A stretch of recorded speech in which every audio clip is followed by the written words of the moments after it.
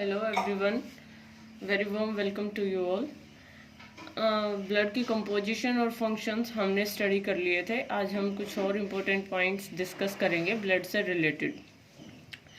First point है AIDS virus destroys the lymphocytes.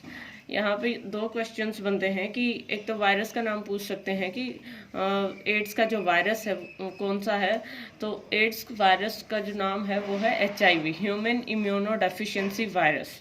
ठीक है, जो कि HIV वायरस है जो एड्स डिजीज करता है। तो डायरेक्ट वायरस का नाम भी पूछ सकते हैं या फिर ऐसे भी क्वेश्चन मिल सकता है कि एड्स वायरस जो है वो कौन से ब्लड सेल्स को सबसे पहले डिस्ट्रॉय करता है। तो ब्लड में हमने 3 टाइप्स के सेल्स पढ़े थे, तो उनमें से WBC जो हैं उनको सबसे पहले डिस्ट्रॉय करता है एड्स वायरस। WBC में भी 5 सब टाइप्स हैं। तो अगर 5 जो ये 4 ऑप्शंस में तुम्हें 4 टाइप्स के डिफरेंट टाइप्स के WBC मिल जाएं तो लिम्फोसाइट्स जो है वो राइट आंसर होगा। नेक्स्ट है, हम अगर नॉर्मल पर्सन में हम fasting blood sugar level check करें तो उसमें होता है इन बिटवीन 80 to 100 mg पर डेसीलीटर। अब इसका मतलब क्या है, फास्टिंग ब्लड शुगर लेवल कहा मैंने, तो इसका मतलब है कि मॉर्निंग टाइम में जब हम 6-7 घंटे की स्लीप के बाद जब सुबह सुबह उठते हैं, मीन्स जब एम्प्टी स्टमक होता है हमारा, उस टाइम पे अगर हम ब्लड शुगर लेवल चेक करें हमारा नॉर्मल पर्सन का तो वो 80 to 100 मिलेगा। कहने का मतलब ये बिलो 100 mg होता है हमारा फास्टिंग ब्लड शुगर लेवल। लेकिन एक डायबिटिक पर्सन में अगर हम चेक करें ब्लड शुगर लेवल तो उसका अबव 100 mg मिलेगा एक डायबिटिक पर्सन का, वही fasting blood sugar level. Morning hours में ही अगर चेक करेंगे तो उसका इन बिटवीन 70 to 130 mg पर डेसीलीटर इसके इन बिटवीन मिलेगा। क्रिसमस फैक्टर या फिर clotting factor 9 is related to blood clot. Christmas factor यहाँ पे डायरेक्टली पूछ लेते हैं कि Christmas factor is related to, और 4 ऑप्शंस मिल जाएंगे तो ब्लड क्लॉटिंग से रिलेटेड है। ब्लड क्लॉटिंग का मतलब कि खून को बहने से रोकता है। क्रिसमस फैक्टर का दूसरा नाम क्लोटिंग फैक्टर 9 भी है, इसको ये इस नाम से भी पूछ सकते हैं। तो दोनों ही नाम याद कर लेना कि क्लोटिंग फैक्टर 9 जो है वो ब्लड क्लॉटिंग में बहुत इंपॉर्टेंट रोल प्ले करता है। RBC's amount in female is 4.5 million per millimeter cube blood। अगर फीमेल में हम RBC का अमाउंट चेक करें, मतलब नंबर ऑफ RBC's का नंबर वो होता है 4.5 मिलियन, और RBC's का नंबर अगर अडल्ट मेल में चेक करें तो मेल में कुछ ज़्यादा होते हैं as compare to female. Male में नंबर होता है 5 मिलियन पर मिलीमीटर क्यूब ब्लड। RBC's के अलावा WBC, RBC पे काफ़ी बार एग्जाम में क्वेश्चन आ चुका है, तो WBC और प्लेटलेट्स पे भी पूछने के पूरे चांसेस हैं। तो कंपैरेटिव स्टडी कर लेते हैं। WBC's का जो नंबर होता है ब्लड में वो होता है सबसे कम। RBC, WBC और प्लेटलेट्स में कंपेयर करें तो WBC का नंबर सबसे कम होता है, 6000 से 8000 पर मिलीमीटर क्यूब ब्लड में होता है। जबकि प्लेटलेट्स को थ्रोम्बोसाइट्स भी बोलते हैं, WBC's को ल्यूकोसाइट्स भी बोलते हैं। तो एग्जाम में अगर ल्यूकोसाइट नंबर पूछा जाए तो भी एक ही बात है, WBC के बारे में पूछ रहे हैं। थ्रोम्बोसाइट्स का जो नंबर है वो होता है 2.5 लाख पर मिलीमीटर क्यूब ब्लड में। तो सबसे ज़्यादा नंबर होता है ब्लड में RBC's का, उसके बाद प्लेटलेट्स का, और सबसे कम नंबर होता है WBC's का। RBC के अंदर न्यूक्लियस और माइटोकॉन्ड्रिया नहीं होता। माइटोकॉन्ड्रिया जिसके अंदर एरोबिक रेस्पिरेशन होता है। एरोबिक रेस्पिरेशन का मतलब क्या है, एरोबिक का मतलब ऑक्सीजन की प्रेजेंस में ग्लूकोज का ब्रेकडाउन।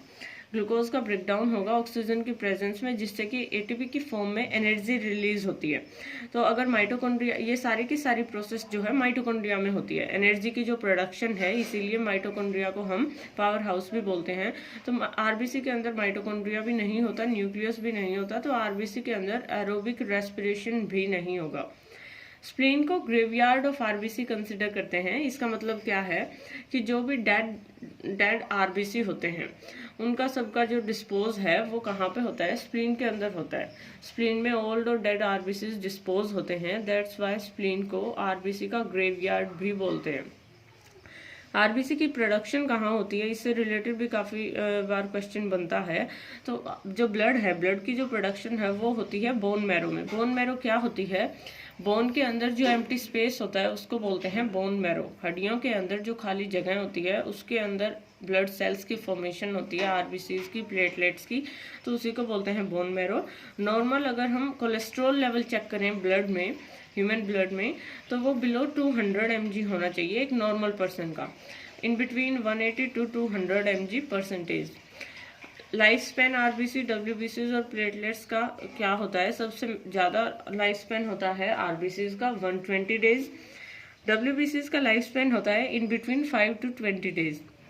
मिनिमम 5 हो सकता है, मैक्सिमम 20 डेज हो सकता है डब्ल्यूबीसी का। और प्लेटलेट्स का लाइफ स्पेन होता है 5 से 9 दिन।